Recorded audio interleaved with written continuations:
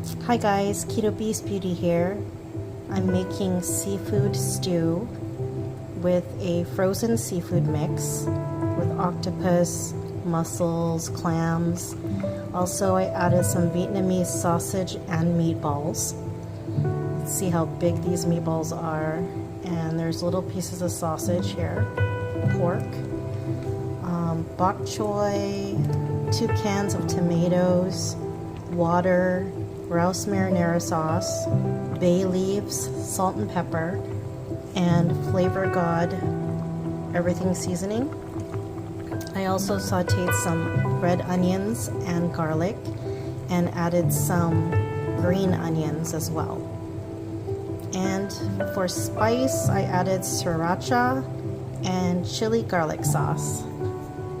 Thanks for watching, guys. Have a good day.